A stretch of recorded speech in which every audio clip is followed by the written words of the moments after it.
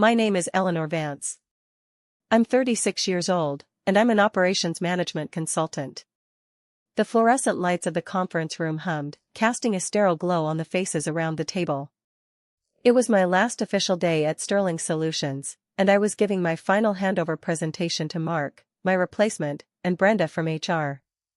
I'd spent weeks meticulously preparing a series of binders, digital archives, and process maps, a comprehensive guide to my entire domain.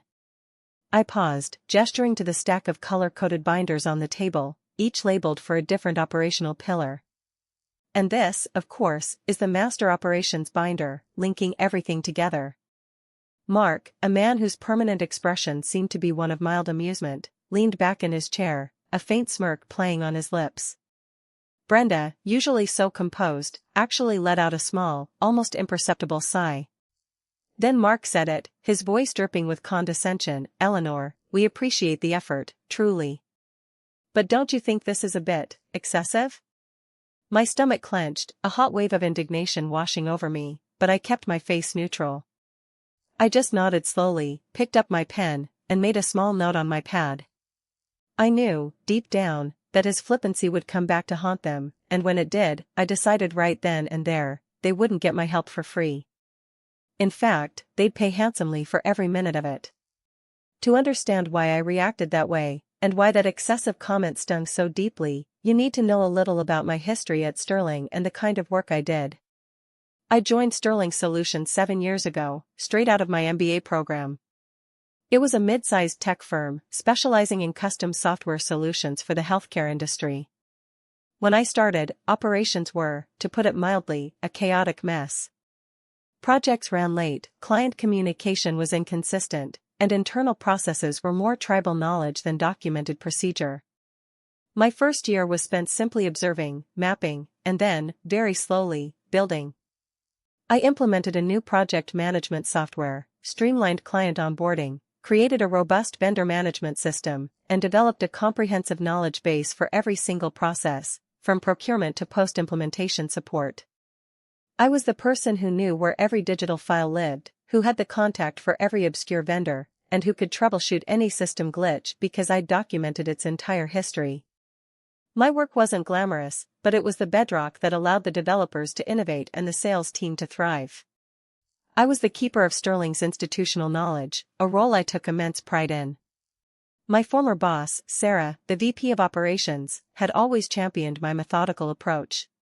She understood that thoroughness wasn't a luxury, it was a necessity for a company dealing with sensitive client data and complex technical integrations. But Sarah had retired 6 months prior, and her replacement, Mark Jensen, came from a flashy startup environment where agile often meant undocumented chaos. He was all about disruption and speed, dismissing anything that smacked of legacy systems or bureaucracy. He saw my meticulous documentation not as a strength, but as a symptom of being stuck in the past. The decision to leave Sterling wasn't an easy one. I loved the mission, the people, and the challenge of building something robust. But Mark's arrival changed the culture. He began dismantling processes I'd spent years perfecting, often without understanding their underlying purpose. He'd make snap decisions based on gut feelings rather than data, and when I'd try to explain the potential downstream consequences, he'd wave me off with a dismissive hand gesture. "We need to move faster, Eleanor," he'd say, "not get bogged down in minutiae." When my concerns started falling on deaf ears, and my suggestions were consistently ignored, I realized it was time to find a place that valued my expertise. I secured a new role as an independent operations consultant, a move that felt both terrifying and liberating. My notice period was 6 weeks, ample time for a proper handover. I poured all my energy into it, creating those binders, updating every digital folder, recording explanatory videos, and even scheduling extra one-on-one sessions with Mark. I wanted to leave Sterling in the best possible position, despite Mark's attitude. I organized the data by department, by project, by vendor, by historical incident. I included contact lists, troubleshooting guides, license keys, renewal dates, and even a common pitfalls section based on years of experience. I thought of it as a roadmap, a comprehensive blueprint for the entire operations department. This wasn't just my job, it was my professional integrity. That final meeting, where Mark and Brenda called it excessive, was the culmination of weeks of passive-aggressive comments. Mark had already started making changes before I even left, moving files, reassigning vendor accounts, and even deleting some of the older, less frequently accessed knowledge base articles, deeming them clutter. Brenda, typically the voice of reason, seemed to defer to Mark's new blood enthusiasm. She'd told me, in a private conversation a week earlier, that Mark really wants to shake things up, Eleanor. Maybe a fresh start means less baggage. I remember looking at her, wondering if she truly understood that baggage was often just history. I left Sterling on a Friday afternoon, feeling a mix of relief and a strange sense of foreboding. I packed up my personal items, leaving behind my perfectly organized desk and the stack of binders that represented 7 years of my life. Mark offered a perfunctory handshake, and Brenda gave me a tight, almost apologetic smile. As I walked out, I didn't look back. I knew I'd done everything I could. The ball was in their court now. The first call came 3 weeks later. It was Maria, one of the junior operations coordinators I'd mentored. Her voice was tight with stress. "Eleanor, I know you're not here anymore, but I'm desperate. We can't find the login for the main client portal for the MedLink project. It's due for a quarterly compliance report, and Mark just keeps saying to figure it out. Did you happen to write it down anywhere?" I paused. Of course, I had. It was in Binder 3, Section B, under Client Portals and Access. I also had a digital version, cross-referenced in the knowledge base. "Maria," I said gently, "all of that information is in the handover documents I left. Did you check the Master Operations binder?" There was a beat of silence. "Mark told us not to worry about those," she said, her voice barely a whisper. "He said they were overkill and that he'd be creating a leaner, more efficient system. Most of them are still in the box in the storage room." That detail mattered later. I told Maria exactly where to find it, hoping she could retrieve it without Mark noticing. I felt a pang of sympathy for her, caught in the crossfire. But I also felt a surge of validation. The meltdown was beginning, just as I'd suspected. Over the next few weeks, the calls and texts became more frequent and less subtle. They weren't from Maria anymore, but from other team members, and eventually, even from project managers. "Eleanor, do you remember which vendor handled the server maintenance for the Phoenix account? We have an outage and can't find the contract." "Eleanor, the new client onboarding process Mark implemented is completely broken. We just missed a critical compliance step for 3 new clients. How did you used to track that?" Each question chipped away at my resolve to stay completely disengaged.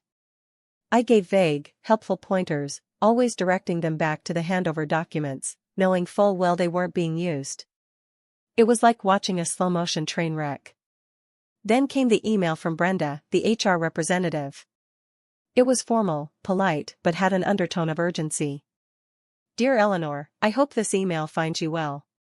We're encountering some unexpected challenges with our operational processes since your departure. Mark is finding it difficult to locate certain critical information, particularly regarding vendor contracts and specific client configurations. We were wondering if you might be available for a brief, informal chat, perhaps over coffee, to help us clarify a few things. We'd be happy to cover your time and expenses." I smiled. A brief, informal chat. They wanted my institutional knowledge, the very thing they dismissed as excessive, and they wanted it for the price of a latte. I knew what this was. Their meltdown was no longer just inconvenient, it was impacting their business. I drafted a careful reply, explaining that my new role as an independent consultant meant my time was billed at an hourly rate, and that I would need a formal scope of work to engage. I didn't mention a specific figure yet, but I laid the groundwork. The real crisis hit about 2 weeks after Brenda's email. Sterling lost a major client, MedLink, the same one Maria had called about. It wasn't just the missed compliance report, it turned out that without proper documentation of their specific system architecture, a critical software update had been deployed incorrectly, causing data integrity issues. The client pulled their contract, citing gross negligence and lack of operational oversight. The news spread quickly through my old network, and I knew Mark was in serious trouble. This wasn't just an internal hiccup, it was a public, financial hit. The following Monday, my phone rang. It was Brenda from HR, her voice tight with genuine panic this time.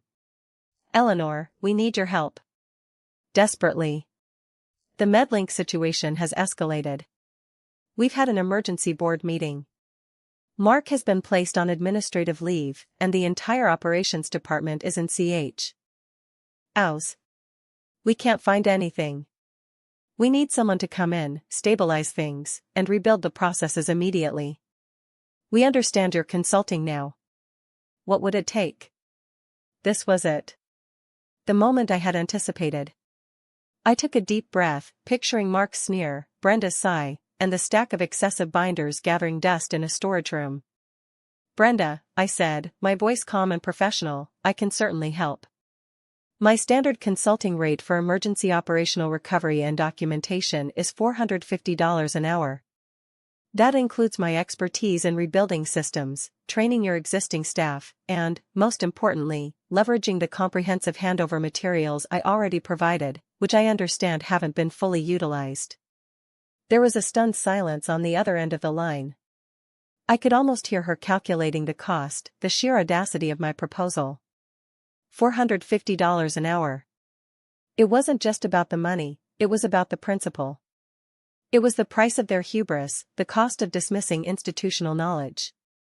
"Eleanor," she finally managed, "that's a significant rate. We were thinking more along the lines of a retainer, or perhaps a lower hourly for a former employee." "Brenda," I countered smoothly, "I am no longer an employee. I am an independent consultant with a proven track record, and I'm offering to fix a problem that has cost Sterling Solutions a multi-million-dollar client and is threatening its reputation. The rate reflects the urgency, my specialized knowledge, and the speed with which I can bring order back to your operations. I can start immediately, but only with a signed contract outlining these terms, including a minimum of 40 hours per week for the first month." I wasn't just billing them, I was setting the terms of engagement, ensuring I had the authority to do what was necessary without interference. She hesitated for a long moment, then let out a defeated sigh. "Let me speak with the board. I'll call you back within the hour." True to her word, she called back 45 minutes later. "Eleanor, the board has approved your terms. We need you to come in tomorrow morning. We'll have the contract ready for your signature." The next morning, I walked back into Sterling Solutions, not as an employee, but as a paid expert. Brenda met me at the door, looking genuinely relieved. "The storage room," she said, almost apologetically, "Mark had them moved there. Your binders." She led me to a small, dusty room where, on a forgotten shelf, sat my meticulously organized, color-coded binders. They were exactly as I had left them, untouched, a testament to Mark's dismissal. Over the next 3 months, I systematically rebuilt Sterling's operations, using my own excessive handover documents as the blueprint. I trained Maria and the other coordinators, showing them how to navigate the very systems I had created and documented. I reinstated the critical checks and balances that Mark had deemed unnecessary. I personally oversaw the re-establishment of client trust, using my deep understanding of their specific needs. I wasn't just fixing a meltdown, I was proving the value of thoroughness, of process, of institutional knowledge. When my contract concluded, Sterling's operations were not just stable, they were stronger, more resilient. The board offered me a permanent, executive-level position, but I politely declined. I enjoyed the freedom of consulting, and the respect I now commanded. I had proven my worth on my own terms. As I packed up my consulting notes for the last time, I glanced at the operations department, now humming with efficient activity. The binders, once dismissed and exiled, were now prominently displayed on a central shelf, dog-eared and well-used. They were no longer excessive. They were essential.